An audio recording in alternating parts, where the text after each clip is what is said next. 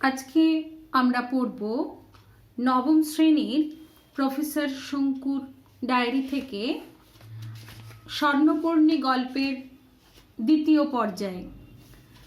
প্রথম পর্যায় শেষ হয়েছিল গিরিডিবাসী উকিল জয়গোপাল মিত্রের সুস্থ হওয়া স্বর্ণপর্ণীর গুণে, সেইখানে তার পরের অংশে চলে আসছি আজকে 84 পাতায়। তাড়াহুড়ো করে কিছু করব না, এটা আমি আগেই ঠিক করেছিলাম। প্রফেসর শঙ্কুর কথা বলছে এখানে।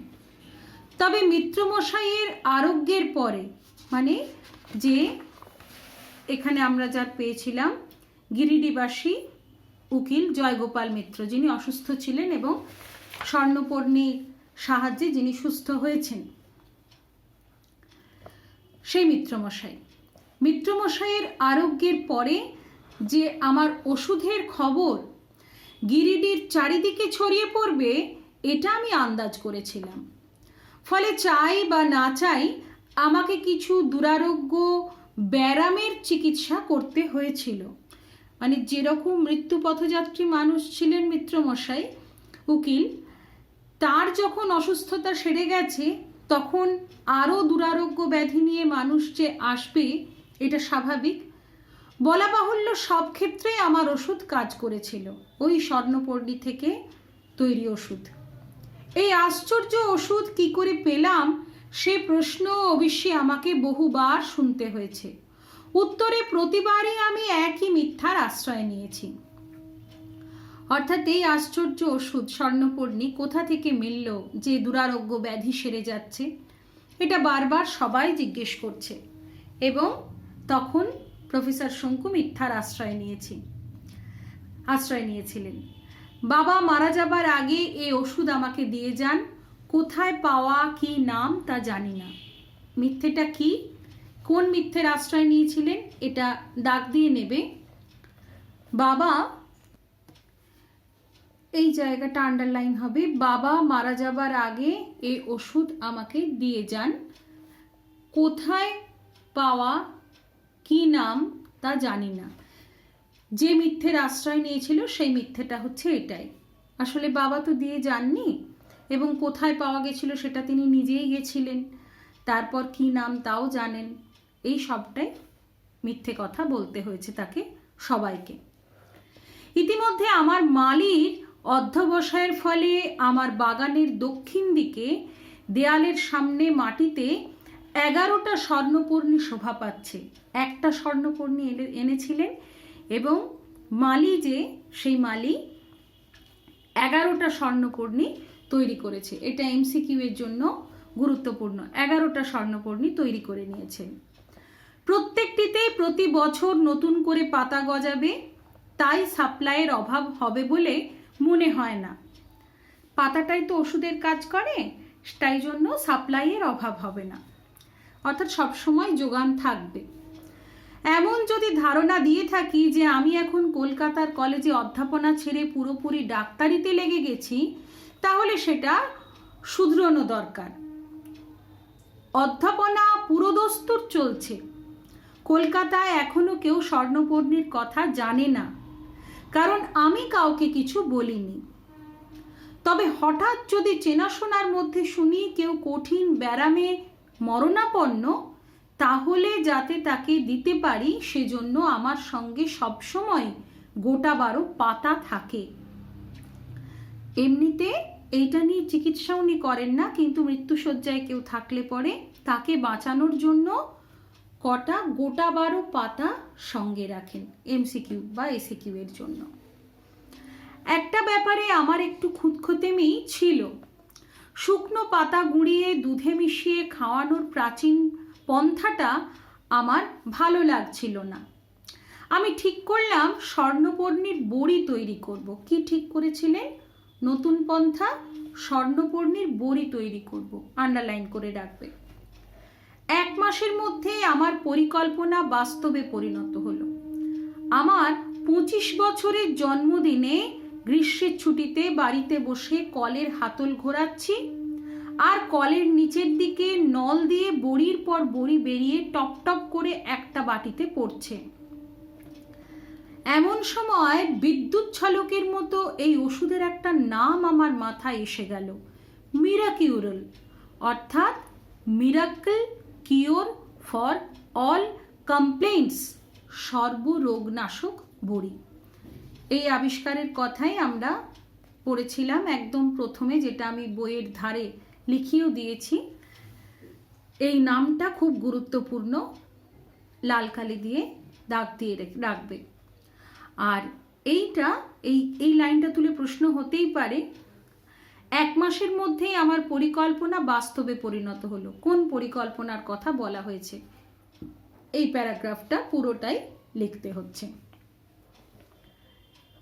নেক্সট, এই সময় একটা ঘটনা ঘটলো।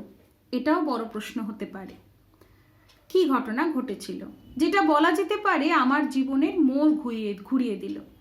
কি এমন ঘটনা যেটা প্রফেসর শঙ্কুর জীবনের মোড় ঘুরিয়ে দিয়েছিল? এই লাইনটা তুলেই প্রশ্ন হতে পারে, বড় প্রশ্ন, তাই লাল কালি দিয়ে দাগ দেওয়া আছে। আমি তখন কলকাতায়। প্রফেসরের কাজ নেবার মাসখানেকের মধ্যে আমি ইংরেজি ভাষায় বিজ্ঞান বিষয়ক সর্বশ্রেষ্ঠ পত্রিকা নেচার এর গ্রাহক হয়েছিলাম। এটা এমসিকিউ এর জন্য। নেচার এটা একটা পত্রিকা। এই পত্রিকায় জীবতত্ত্ব সম্বন্ধে একটা চমৎকার প্রবন্ধ পড়ে আমি লেখক জেরেমি সন্ডার্স তার বাসস্থান লন্ডনে একটা চিঠি লিখি। জীবতত্ত্ব সম্বন্ধে একটা চমৎকার প্রবন্ধ পড়েছিলেন এবং সেটা যিনি লিখেছিলেন সেই লেখক হচ্ছেন জেরেমি সন্ডার্স। এই চরিত্রটার তলায় আন্ডারলাইন করে রাখো এবং এখানে টিক চিহ্ন দেওয়া আছে, খুব গুরুত্বপূর্ণ জায়গা। তিনি থাকেন লন্ডনে। সেই লন্ডনে প্রফেসর শঙ্কু একটা চিঠি দিলেন তার লেখাটা পড়ে। ওই নেচার পত্রিকায় জীবতত্ত্ব বিষয়ক একটা লেখা লিখেছিলেন জেরেমি সন্ডার্স। সেই লেখাটা পড়ে লন্ডনে প্রফেসর শঙ্কু একটা চিঠি দেন। নেচারে লেখক পরিচিতিতে বলা হয়েছিল সন্ডার্স 2 বছর হলো কেমব্রিজ থেকে বায়োলজি পাশ করে বেরিয়েছে। 2 বছর হয়েছে মাত্র কেমব্রিজ থেকে বায়োলজি নিয়ে পাশ করে বেরিয়েছে। আন্দাজে মনে হয় সে আমারই বয়সী হবে। তার মধ্যে সে পত্রিকায় লিখছে। তখন বিলেতে চিঠি যেতে জাহাজে লাগতো 18 দিন। এটাও কোশ্চেনে আসে, 18 দিন লাগতো। আর প্লেনে 8 দিন। এটাও এমসিকিউ বা এসিকিউ আসতে পারে। আমি এয়ারমেলেই লিখেছিলাম। এয়ারমেল মানে প্লেনে। সন্ডার্সের উত্তর এলো 19 দিন পর। 19 দিন পর উত্তর এসেছিল, অর্থাৎ সেও এয়ারমেলেই লিখেছে। সন্ডার্সও এয়ারমেলেই পাঠিয়েছিল। এইভাবেই চিঠি যাতায়াত করতে এতটা সময় লাগতো। সে যে আমার চিঠি পেয়ে শুধু খুশি হয়েছে তাই নয়, সেই নাকি চিঠিতে এক বিরল বিদগ্ধ বৈজ্ঞানিক মনের পরিচয় পেয়েছে। চিঠির মধ্যে এক বৈজ্ঞানিক মন যেন ফুটিয়ে তুলেছিলেন প্রফেসর শঙ্কু, তারই পরিচয় পেয়েছে জেরেমি সন্ডার্স। শেষ ক লাইনে সে জানিয়েছে যে তার জন্ম হয় ভারতবর্ষের পুণ্য শহরে। আমার ঠাকুরদাদা 32 বছর ইন্ডিয়ান আর্মিতে ছিলেন। আমিও বিশ্বে 7 বছর বয়সে বাবা মার সঙ্গে ইংল্যান্ডে চলে আসি। মানে জেরেমি সন্ডার্স জন্মেছিলেন ইন্ডিয়াতে। ঠাকুরদাদা 32 বছর ইন্ডিয়ান আর্মিতেও ছিলেন। এবং উনি চলে যান 7 বছর বয়সে। মানে জেরেমি সন্ডার্স 7 বছর বয়সে বাবা মার সঙ্গে ইংল্যান্ডে চলে গেছিলেন, সেখানেই রয়ে গেছেন। কিন্তু সেই 7 বছরের স্মৃতি আর ভারতবাসীর উপর টান আমার এখনো অম্লান রয়েছে। মানে সেই একই টান রয়ে গেছে ভারতবাসীর উপর জেরেমি সন্ডার্সের। চিঠি লেখালেখি চলল, মানে পরস্পরকে চিঠি দিচ্ছে। প্রফেসর শঙ্কু জেরেমি সন্ডার্সকে আর জেরেমি সন্ডার্স প্রফেসর শঙ্কুকে। তৃতীয় চিঠিতে সন্ডার্স লিখল, যদিও আমাদের দুজনেরই বয়স 25, তার মানে সমবয়সী প্রফেসর শঙ্কু এবং জেরেমি সন্ডার্স দুজনেরই বয়স কত? 25। আমি বিশ্বাস করি না যে এই বয়সে পত্রবন্ধু হওয়া যায় না, পেন ফ্রেন্ড যেটাকে বলে, পত্রবন্ধু হওয়া যায় না, এটা বিশ্বাস করেন না। তুমি আমার মতে সায় দাও কিনা সেটা জানার অপেক্ষায় রইলাম। অর্থাৎ যে কোনো বয়সেই বন্ধু হতে পারে, পত্রবন্ধু হতে পারে। আমি স্বভাবতই সন্ডার্সের প্রস্তাবে রাজি হলাম। ঠিক কথায়, কেন হওয়া যাবে না? বন্ধুত্ব যে কোনোভাবেই গড়ে তোলা যায়। পরস্পরকে ছবি পাঠানো হলো, এবার পরস্পরের ছবি দেখলো। অপ্রতিহতভাবে চলতে লাগলো এয়ারমেলে চিঠি যাওয়া আসা, সমানে চিঠি যাওয়া আসা চলতে লাগলো জেরেমি সন্ডার্স আর প্রফেসর শঙ্কুর। মাস 8 চলার পর প্রায় 8 মাস এরম চিঠি লেনদেন চলছে উভয়ের। হঠাৎ আমার একটা চিঠির পর 1 মাস পেরিয়ে গেলেও সন্ডার্সের উত্তর এলো না। যে সন্ডার্স প্রতিনিয়ত প্রত্যেকটা চিঠির উত্তর দেয় এবং তার উত্তরে প্রফেসর শঙ্কু চিঠি দেন, আবার চিঠি আসে, আবার চিঠি দেওয়া দিয়েই চলে, সেই চিঠি হঠাৎ করে 1 মাস বন্ধ হয়ে গেল, কোনো উত্তর নেই। ঠিক করলাম আর 2 সপ্তাহ দেখে একটা টেলিগ্রাম করব। 2 সপ্তাহ দেখার পর একটা টেলিগ্রাম করবেন, এটা ঠিক করলেন প্রফেসর শঙ্কু। সন্ডার্স চাকরি করে না সেটা আমি জানি, সে এখনো জীববিদ্যা নিয়ে রিসার্চ করছে, মানে সন্ডার্স এখনো জীববিদ্যা নিয়ে রিসার্চ করছে, চাকরি করে না। নেক্সট, 7 দিনের মাথায় হঠাৎ বিলেত থেকে চিঠি, বিলেত থেকে কি এলো? চিঠি এলো 7 দিনের মাথায়। যখন এরকম ভাবছে 1 মাস হয়ে গেছে, তারপরেও 2 সপ্তাহ দেখে টেলিগ্রাম করবেন ভাবছেন, এক মাস পেরিয়ে যাওয়ার পর আরো 7 দিন গেল, তখন বিলেত থেকে চিঠি এলো। খামের উপর হাতের লেখা সন্ডার্সের নয়, অন্য কেউ লিখেছে, কোনো এক মহিলার। মানে হাতের লেখাটা দেখে বুঝতে পারছি এটা কোনো মহিলার লেখা, সন্ডার্সের নয়। চিঠি খুলতে খুলতে মনে পড়ল সন্ডার্স লিখেছিল যে গত বছর বিয়ে করেছে, তার স্ত্রীর নাম ডরোথি।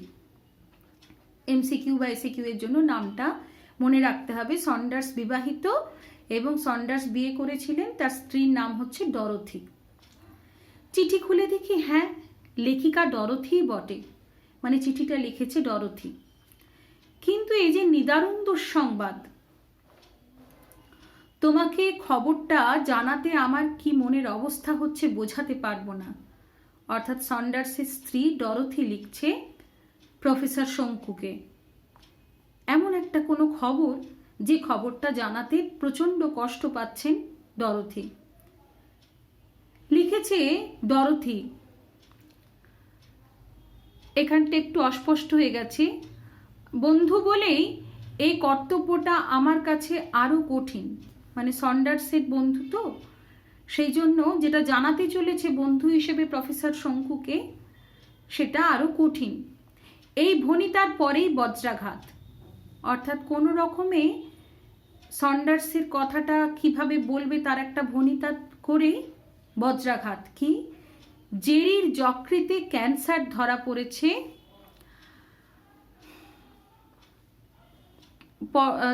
মানে তার মেয়াদ আর মাত্র 2 মাস। হ্যাঁ, এখানে জেরেমি সন্ডার্স, যাকে সংক্ষেপে জেরি বলছে, তার ক্যান্সার ধরা পড়েছে এবং সেখানে তার সময় হচ্ছে হাতে মাত্র 2 মাস সে বাঁচবে, এ কথা বলে দিয়েছে। জানতে পেরেছে আর মাত্র 2 মাস জেরেমি সন্ডার্সের আয়ু। এই কথাটা তার স্ত্রী ডরোথি জানাচ্ছে। পড়ার সঙ্গে সঙ্গে আমার কি করণীয় আমি স্থির করে ফেলেছি। যে মুহূর্তে এই চিঠিটা পড়লেন প্রফেসর শঙ্কু, তিনি স্থির করে ফেললেন। কি স্থির করলেন? 10টা মিরাকিউরালের বড়ি সেদিনই এয়ারমেলে পাঠিয়ে দিলাম ডরোথির নামে। চিঠিতে কাতর অনুরোধ, এই পার্সেল পাওয়া মাত্র তুমি তোমার স্বামীকে 2টো বড়ি খাইয়ে দেবে। 2 দিনে যদি কাজ না হয় তাহলে আরো 2টো, এইভাবে 10টা বড়ি তুমি শেষ করে ফেলতে পারো। যেই মুহূর্তে মনে হবে বড়িতে কাজ দিয়েছে তক্ষুনি আমাকে টেলিগ্রাম করে জানাবে। অর্থাৎ ডরোথিকে সেই মিরাকিউরালের বড়ি 10খানা পাঠিয়ে দিল, দুটো দুটো করে খাওয়াতে বলল। যে মুহূর্তে কাজ দিয়েছে মনে হবে সেই মুহূর্তে যেন সে জানায়। ও তো দুরারোগ্য ব্যাধি সারিয়ে দেয়। সেই আশা নিয়েই সেই পত্রবন্ধুর জন্য, সন্ডার্সের জন্য ইন্ডিয়া থেকে ইংল্যান্ডে পাঠিয়ে দিলেন বড়ি। 1.5 মাস কেটে গেল। এরপর 1.5 মাস চলে গেছে, কোনো খবর নেই। ক্যান্সার কি হলে কি, তাহলে মিরাকিউরাল কাজ করে না? ক্যান্সারে কি তাহলে মিরাকিউরাল কাজ করছে না? সেই জন্য কোনো খবর নেই। তাহলে তো ওষুধের নাম পাল্টাতে হবে। যদি কাজ না করে তাহলে ওষুধের নাম বদলে দিতে হবে। তাহলে তো সেই ওষুধ হলো না, মিরাকিউরাল নাম রাখা যাবে না। তাহলে আমি ততদিনে গিরিডি ফিরে এসেছি পুজোর ছুটিতে, মানে বাড়িতে চলে এসছেন। সন্ডার্সের কাছে আমার 2টো ঠিকানাই ছিল, কাজের জায়গার ঠিকানাও ছিল আর বাড়ির ঠিকানাও ছিল। এখন কখন আমি গিরিডিতে থাকি আর কখন কলকাতায় থাকি সেটাও ও জানতো। মানে এতটাই তাদের পরস্পরের মধ্যে লেনদেন চলতো যে কখন কলকাতায় কাজের সূত্রে আছে আর কখন বাড়িতে গিরিডিতে ফিরে এসছেন সেটাও জানতেন সন্ডার্স। কালী পুজোর আগের দিন ডরথিকে একটা টেলিগ্রামের খসড়া করে অত্যন্ত বিষণ্ণ মনে সেটাই চোখ বুলোচ্ছি, মানে টেলিগ্রাম পাঠাবে ডরথির কাছে। এমন সময় দুঃখী ব্যস্ত হয়ে এসে বলল, একজন সাহেব এক্ষুনি ট্যাক্সি থেকে নামলেন। বলার প্রায় সঙ্গে সঙ্গে দরজায় কড়া নাড়ার শব্দ। আমার বাড়িতে ঢুকে প্রথমে বৈঠকখানা পড়ে, মানে বসার জায়গা।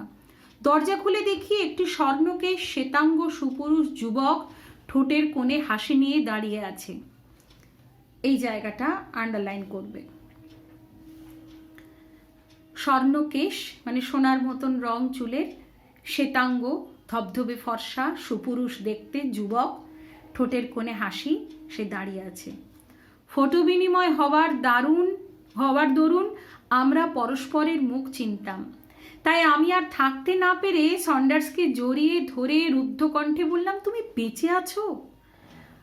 অর্থাৎ সেই মিরাকিউরাল কিন্তু কাজ করেছে। তাই সে একদম ইংল্যান্ড থেকে ইন্ডিয়ায় সোজা গিরিডির বাড়িতে চলে এসেছে সন্ডার্স। ততক্ষণে আমরা দুজনেই ঘরে ঢুকে এসেছি। দুঃখী সন্ডার্সের হাত থেকে তার সুটকেস নিয়ে নিয়েছে। এবার সন্ডার্স আমার পিঠে 2টো চাপড় মেরে ধপ করে একটা সোফায় বসে পড়ে বলল, তা হে আছি সে তো দেখতেই পাচ্ছ, তা যে আছি সে তো দেখতেই পাচ্ছ, কিন্তু সত্যি করে বলো তো, এটা কি কোনো ভারতীয় ভেলকি? লন্ডনে ডাক্তারি মহলে তো হইচই পড়ে গেছে। কি ট্যাবলেট পাঠিয়েছিলে তুমি আমাকে? অর্থাৎ তার মৃত্যু যে অনিবার্য এটা সবাই বলে দিয়েছিল লন্ডনে, কিন্তু সেটাকেও নস্যাৎ করে দিল প্রফেসর শঙ্কুর মিরাকিউরাল বড়ি। কি বড়ি সেটা নিয়েও কিন্তু লন্ডনে হইচই পড়ে গেছে। আমি দুঃখীকে কফি করতে বলে স্বর্ণপর্ণির ঘটনাটা আদ্যপান্ত সন্ডার্সকে বললাম। বিশ্বাস করে এই প্রথম সন্ডার্সের কাছে স্বর্ণপর্ণির কথা সত্যি করে বললেন, মিথ্যেটা নয়। সন্ডার্স সবটুকু শুনে কিঞ্চিত অভিমানে সুরে বলল, এমন একটা ঘটনা তুমি একদিন তোমায় পত্রবন্ধুর কাছে লুকিয়ে রেখেছো? মানে তুমি এতদিন কেন আমাকে জানাওনি? আমি সত্যি কথাটাই বললাম, অর্থাৎ কিভাবে তিনি পেয়েছেন এবং জানানোটা যে বিপজ্জনক সেটা, মানে এতদিন মিথ্যে বলে এসেছেন সেই কারণেই তিনি জানাননি। আমার ভয় হয়েছিল তুমি আমার কথা বিশ্বাস করবে না, ফলে আমাদের দুজনের মধ্যে একটা ব্যবধান এসে পড়বে। এটা সত্যি কথাটা কি না, এই কথাটা অবিশ্বাস্য, এই মিরাকিউরাল আবিষ্কারের কথা, স্বর্ণপর্ণির কথা।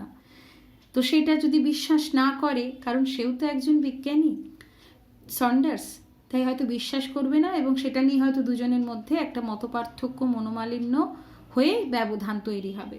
তাই বলেনি। এটাই হচ্ছে না বলার কারণ, যে দুজনের মধ্যে হয়তো একটা ব্যবধান এসে পড়তে পারে। ননসেন্স। তোমার চিঠিতে যেটা সবচেয়ে বেশি প্রকাশ পায় সেটা হলো তোমার চিন্তাধারার স্বচ্ছতা ও গভীরতা। সব থেকে বেশি কি প্রকাশ পায়? আন্ডারলাইন করবে, স্বচ্ছতা ও গভীরতা। আমি তোমার কথা বিশ্বাস করব না, কি হতে পারে? কি নাম তোমার এই আশ্চর্য ওষুধের? সংস্কৃত নামটা তো তোমায় বলেইছি, আমার দেওয়া নাম হলো মিরাকিউরাল। একদিকে স্বর্ণপর্ণি আর একদিকে মিরাকিউরাল। ব্রাভো, বলে উঠল সন্ডার্স। এর চেয়ে ভালো নাম আর হতে পারে না। কিন্তু আশা করি তুমি এই ওষুধের পেটেন্ট নিয়েছো, মানে যা কিছু সমস্ত অধিকার সত্ত্ব হচ্ছে প্রফেসর শঙ্কুর বলছে। কিন্তু প্রফেসর শঙ্কু তো কোথাও জানাই নেই। এই জায়গায় এই যে প্রফেসর শঙ্কু যেন বসে আছেন বৈঠকখানা এবং সন্ডার্স বসে রয়েছেন। আমি না বলাতে সন্ডার্স সোফা ছেড়ে প্রায় 3 ইঞ্চি লাফিয়ে উঠে বলল, আর ইউ ম্যাড? তুমি কি বুঝতে পারছো না যে এই ওষুধ তোমাকে ক্রোড়পতি করে দেবে?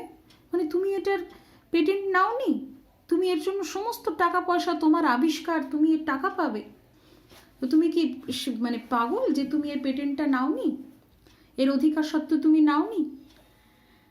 তাই বলছে, আর ইউ ম্যাড? তুমি কি বুঝতে পারছো না যে এই ওষুধ তোমাকে ক্রোড়পতি করে দেবে? আমি একটু হেসে বললাম, সেটাই আমি চাই না সন্ডার্স। সেই বাবা বলে গেছিলেন, টাকার জন্য সব কিছু করো না, একটু দুস্থ মানুষদের কথা, যারা অসহায় তাদের কথা ভেবো। বৈভবের প্রতি কোনো আকর্ষণ নেই। আমি মোটামুটি স্বাচ্ছন্দ্যে সাধারণ জীবনযাপন করতে পারলেই খুশি, মানে অতিরিক্ত চাই না। বৈভব মানে কি? ঐশ্বর্য বৈভব হচ্ছে অতিরিক্ত, সেটা চান না। স্বাচ্ছন্দ্যপূর্ণভাবে জীবন কাটানোর জন্য তার যথেষ্ট আয় আছে। সন্ডার্স সোফার হাতলে চাপড় মেরে বলল, ড্যাম ইট শঙ্কু, তুমি এর জন্য নোবেল প্রাইজ পেতে পারো, তা জানো? না সন্ডার্স, তা পারি না। তুমি তো শুনলে এই ওষুধের ব্যাপারে। আমি যদি কিছু করে থাকি সেটা হলো এই গাছটাকে খুঁজে বার করা। সেটাও সম্ভব হয়েছে কারণ আর একজন নির্দেশ দিয়েছিল বলে। আর এর গুণ, সে তো প্রকৃতির অবদান। তুমি প্রাইজ দেবে কাকে? মানে এইটার সঙ্গে অনেক নাম জড়িয়ে, সেটা আমরা জেনেইছি। একজনের কাছ থেকে শুনতে পেরেছেন, তারপর তিনি সেই জায়গায় যেতে সাহায্য নিয়েছেন, সেখান থেকে এনে মালির সাহায্য নিয়েছেন। এইভাবে অনেকের সাহায্যে তিনি সর্বোপরি প্রকৃতির দান।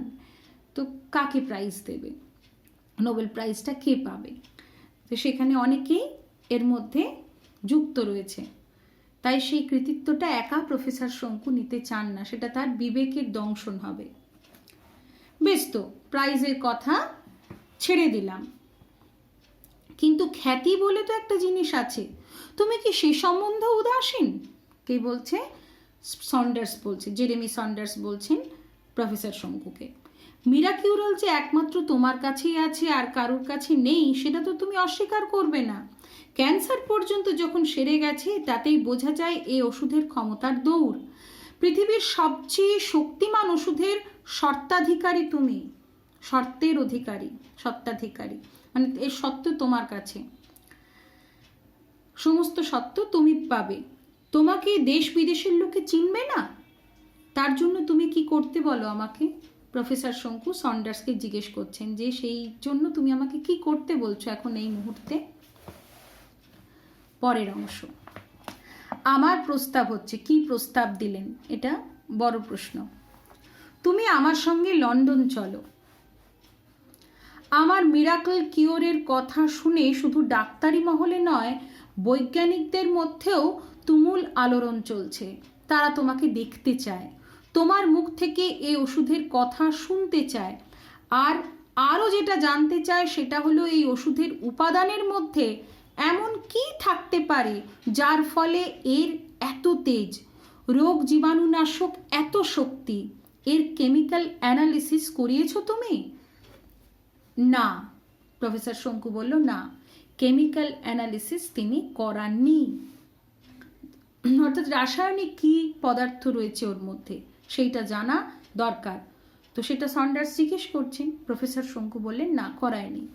তাহলে সে কাজটা লন্ডনে করাতে হবে। উপাদানগুলি জানতে পারলে কৃত্রিম উপায়ে ল্যাবরেটরিতে এই ওষুধই তৈরি করে বাজারে ছাড়া যেতে পারে। ভেবে দেখো সেটা মানুষের মনে কতটা ভরসা আনবে। তাই বলছি, তুমি চলো আমার সঙ্গে।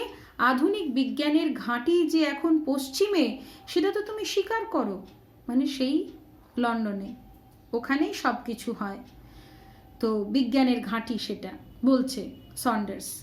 বৈজ্ঞানিক হিসেবেও তো তোমার একবার বিলেত যাওয়া দরকার। সন্ডার্স প্রফেসর শঙ্কুকে নিয়ে যেতে চাইছেন এবং তার আবিষ্কারটাও তার সঙ্গে নিয়ে যেতে বলছেন। সেই আবিষ্কারের অ্যানালিসিসটাও করা দরকার। অগত্যা সন্ডার্সের প্রস্তাবে সায় দিতে হলো, মানে যেতে রাজি হলেন প্রফেসর শঙ্কু লন্ডনে। সত্যি বলতে কি, বিদেশ যাবার বাসনা আমি অনেক দিন থেকে পোষণ করছি, সেটা যে এত তাড়াতাড়ি ঘটে যাবে তা ভাবিনি, মানে এইভাবে যে তার বিদেশে যাওয়ার সুযোগ ঘটবে সেটা ভাবতে পারেননি।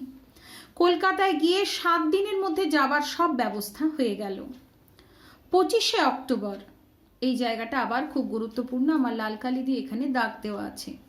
25শে অক্টোবর 1937 আমরা বোম্বাই থেকে P&O কোম্পানির জাহাজ SS এথিনাতে ইংল্যান্ড রওনা হলাম। কিসে গেছিলেন? শর্ট প্রশ্ন, SAQ বা MCQ এই লাইনটা। 16ই নভেম্বর, 25 অক্টোবর রওনা দিলেন। 16ই নভেম্বর পোর্টসমাউথ বন্দরে জাহাজ থেকে নেমে ট্রেনে এলাম লন্ডনের ভিক্টোরিয়া স্টেশনে, ব্র্যাকেট ক্লোজ। কোথায় এলেন? ভিক্টোরিয়া স্টেশনে, ট্রেনে। সেখান থেকে টিউব অর্থাৎ পাতাল রেলে চড়ে গেলাম হ্যামস্টেড, জায়গাটার নাম যেখানে যেতে হলো হ্যামস্টেড বলে একটি জায়গা, হ্যামস্টেড। এই হ্যামস্টেডেই উইলোবি রোডে সন্ডার্সের বাড়ি। সন্ডার্সের বাড়ি কোথায়? তাহলে হ্যামস্টেডে উইলোবি রোডে সন্ডার্সের বাড়ি। এরপরে সন্ডার্সের চিঠিতে আগেই জেনেছিলাম তার বাড়িতে স্ত্রী ছাড়া থাকেন তার মা ও বাবা। বাবা জনাথন সন্ডার্স লন্ডন বিশ্ববিদ্যালয়ের ইতিহাসের অধ্যাপক। বাবা ইতিহাসের অধ্যাপক, ছেলে কিন্তু জীববিদ্যার। এটাও কিন্তু ওখানে হয়, হ্যাঁ, সেখানে যার যেমন পড়াশোনা করতে ইচ্ছে করে সেইভাবেই পড়াশোনা করে, কারোর ওপর কোনো কিছু চাপিয়ে দেওয়া হয় না। আমাদের দেখে সকলেরই মুখে হাসি ফুটল, সবাই হাসছে। কারণ কি? বাবা মা সন্তানের মঙ্গল চান তো, সন্তান মৃত্যুমুখ থেকে ফিরে এসছে, এর থেকে বড় কিছু হয় না, সেটাও প্রফেসর শঙ্কুর জন্য। সেটা জানতে পেরেই মা বাবা অত্যন্ত খুশি। সন্ডার্সের মা আমাকে বুকে জড়িয়ে ধরে বললেন, তুমি জেরিকে মৃত্যুর কবল থেকে উদ্ধার করেছ। এ ঋণ আমরা কোনোদিন শোধ করতে পারবো না। স্বাভাবিকভাবে একটা মনের দুর্বল জায়গা। তাই মা বলছেন যে তোমার এই ঋণ কোনোদিন শোধ করতে পারবো না। 2তলা বাড়ি, তার 1তলাতে গেস্ট রুমে আমার জায়গা হলো। আমরা পৌঁছেছিলাম সন্ধ্যা 6টায় MCQ এর জন্য। 8:30টায় ডিনার। এরা দেখলাম বলে সাপার। ডিনারকে কি বলে? ডিনারকে ওরা বলে সাপার। সাপার। ডিনার টেবিলে সন্ডার্স তার প্ল্যান বলল। সন্ডার্স কি বলল প্ল্যানে? প্ল্যানটা এইখানে লেখা আছে। কি প্ল্যান বলেছিল? এই প্যারাগ্রাফটা ব্র্যাকেট করবে, এটা একটা ভালো প্রশ্ন। কাল সকালে তোমার বড়ির কেমিক্যাল অ্যানালিসিসের বন্দোবস্ত করব। তারপর তোমার বক্তৃতার জন্য জায়গা ঠিক করে খবরের কাগজে বিজ্ঞাপন দেব জনসাধারণকে জানানোর জন্য। অবশ্যই আমার কিছু চেনা ডাক্তার ও বৈজ্ঞানিকদের আমি আলাদা করে টেলিফোন করে খবরটা জানিয়ে দেব। বিজ্ঞপ্তিতে কি বলবে আমি জিজ্ঞেস করলাম। নামে তো কেউই চিনবে না আমাকে। সন্ডার্স নির্দ্বিধায় বলবো সর্বরোগনাশক যুগান্তকারী ড্রাগ মিরাকিউরালের আবিষ্কর্তা ভারতীয় বিজ্ঞানী প্রফেসর টি শঙ্কু।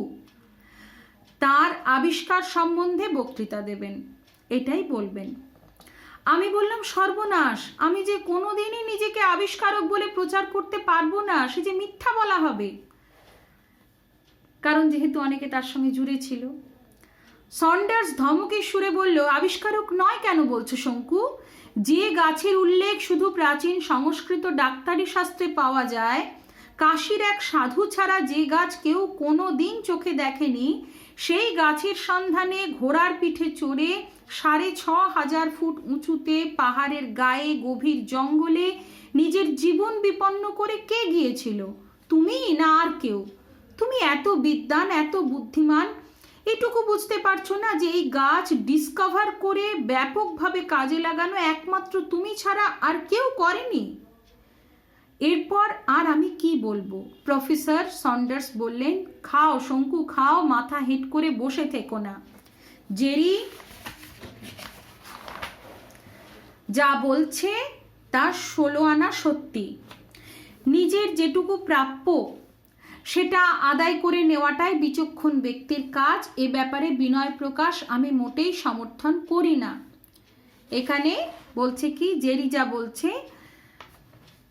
সন্ডার্স বললে খাও শঙ্কু খাও, মাথা হেঁট করে বসে থেকো না, এবং জেরি এটাই বলছে যে 16 আনা সত্যি কথা, যেটুকুন নিজের সম্মান প্রাপ্য সেটা নেওয়া উচিত। এ ব্যাপারে বিনয় প্রকাশ আমি মোটেই সমর্থন করি না। পরদিন সকালে সন্ডার্স বলল, তোমাকে আর আমার সঙ্গে টানবো না, তুমি বরং ডরথির সঙ্গে গিয়ে হ্যামস্টেড হিথে হাওয়া খেয়ে এসো।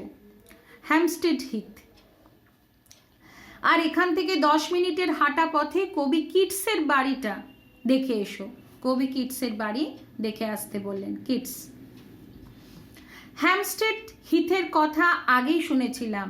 এটা একটা বিস্তীর্ণ ঘাসে ঢাকা অসমতল ময়দান। হ্যামস্টেড হিথ কি না, বিস্তীর্ণ ঘাসে ঢাকা অসমতল ময়দান। তার উপর দিয়ে হেঁটে চলেছি ডরথি আর আমি। নভেম্বর মাস, তাই ঠান্ডা বেশ জবরদস্ত। ডরথি যে অতি বুদ্ধিমতী মেয়ে সেটা ওর সঙ্গে 5 মিনিট কথা বলেই বুঝেছি। সেও কেমব্রিজের ছাত্রী, অর্থনীতিতে গ্র্যাজুয়েট। কেমব্রিজেই জেরেমির সঙ্গে ওর আলাপ হয়। অর্থনীতিতে গ্র্যাজুয়েট, খেয়াল রাখবে, এটা কেমব্রিজেরই ছাত্রী ডরথি, মানে স্ত্রী। ডরথির কথা শুনে এটা বুঝলাম যে ভারতবর্ষে বসে শুধু খবরের কাগজ পড়ে ইউরোপে কি ঘটছে না ঘটছে সেটা সম্বন্ধে স্পষ্ট ধারণা করা যায় না। গত কয়েক বছরে জার্মানিতে হিটলারের অভ্যুত্থান ও নাৎসি পার্টি সংগঠনের কথা অবশ্যই জানতাম, কিন্তু সেটা যে কি ভয়ঙ্কর চেহারা নিয়েছে এবং হিটলারের আত্মম্ভরিতা ও তার শাসনতন্ত্রের যথেচ্ছারিতা যে কোন স্তরে পৌঁছেছে সেটা দেশে বসে ধারণা করতে পারিনি। মানে হিটলারি শাসন বলতো তো, সে যে কতখানি নীচ প্রকৃতির মানুষ সেটা দেশে বসে খবরের কাগজ থেকে জানা যায়নি। মানে ইন্ডিয়াতে বসে তিনি জানতে পারেননি, যেটা ডরথির মুখ থেকে শুনে জানতে পারছেন ক্রমশ। ডরথি বলল, ইংরেজিতে পাওয়ার ম্যাড বলে একটা কথা আছে জানো তো? হিটলার সেই অর্থে উন্মাদ। সমস্ত ইউরোপকে গ্রাস করে সে একটা বিশাল জার্মান রাজ্য প্রতিষ্ঠা করার স্বপ্ন দেখেছে। তাতে ইন্ধন যোগাচ্ছে ওর সাঙ্গপাঙ্গরা। সেই সাঙ্গপাঙ্গ কারা? হিটলারের গোয়েরিং, গোয়েবেলস, হিমলার, রিবেনট্রপ। এরা এ বলে আমায় দেখ, ও বলে আমায় দেখ, মানে এরা সবাই সেই অত্যাচারী শাসকের সঙ্গে একরকম। আমি গম্ভীর হয়ে গেছি দেখে ডরথি বলল, দেখো দেখো তো আমার কি আক্কেল, তুমি এই প্রথমবার লন্ডনে এলে আর আমি তোমাকে যত সব অলক্ষণে কথা বলে ভাবিয়ে তুলছি। ভেরি সরি শঙ্কু, চলো কিটসের বাড়ি দেখলে তোমার মন খুশি হয়ে যাবে নিশ্চয়ই। ডরথি ভুল বলেনি। আমি ভাবতে পারি না যে আমাদের দেশের অতীতের কোনো কৃতকর্মা স্মৃতি এত যত্ন নিয়ে জিইয়ে রাখা হচ্ছে। ডরথি বলল, এটা শুধু ব্রিটেনের বিশেষত্ব নয়, ইউরোপের যেখানেই যাও সেখানেই এ জিনিস দেখতে পাবে। সন্ডার্স ফিরল সন্ধ্যা 6:30টায়। প্রথমেই বলল, তোমার বক্তৃতার ব্যবস্থা হয়ে গেছে পরশু সন্ধ্যা 7টায় ক্যাক্সটন হলে। এটা দাগ দিয়ে রাখো, ক্যাক্সটন হল। টাইমস আর ম্যানচেস্টার গার্ডিয়ানে কাল বিজ্ঞপ্তি বেরোবে। টাইমস বলে একটি পত্রিকা এবং ম্যানচেস্টার গার্ডিয়ান বলে একটি পত্রিকা, এই দুটোতে বিজ্ঞপ্তিটা বেরোবে যে এইখানে পরশু সন্ধ্যা 7টায় ক্যাক্সটন হলে তার একটা সভা হবে প্রফেসর শঙ্কুর। ফোন করে যাদের খবর দিয়েছি তার মধ্যে যিনি আমার ক্যান্সারের চিকিৎসা করেছিলেন ডাক্তার কানিংহাম, তিনিও আসছেন। সকলে উন্মুখ হয়ে আছেন তোমার বক্তৃতা শোনার জন্য। কিন্তু আমার বড়ির অ্যানালিসিসের কি খবর? সন্ডার্স পকেট থেকে একটা খাম বার করে আমাকে দিল। খাম থেকে যেটা বেরোলো সেটাই হলো অ্যানালিসিসের রিপোর্ট। কি বেরোলো অ্যানালিসিস করে সেই মিরাকিউরাল বড়ি? আমি তাতে কিছুক্ষণ চোখ বুলিয়ে বললাম, এ তো দেখছি সব রকম ভিটামিনই রয়েছে, তাছাড়া potassium, calcium, phosphorus, iron, iodine. দেখে অনেকটা মনে হয় যেন রসুনের উপাদানের তালিকা দেখছি। সন্ডার্স বলল অ্যালিল সালফাইড রয়েছে বলেই এত রকম রোগের জীবাণু এর কাছে পরাস্ত হয়। কিসের জন্য? অ্যালিল সালফাইডের জন্য। এছাড়া যেগুলো রয়েছে potassium, calcium, phosphorus, iron, iodine, অনেকটা রসুনের উপাদান যেন এর মধ্যে রয়েছে। এই পর্যন্তই রইল আমার দ্বিতীয় ভিডিও। এর পরের অংশ আবার তৃতীয় ভিডিওতে থাকবে।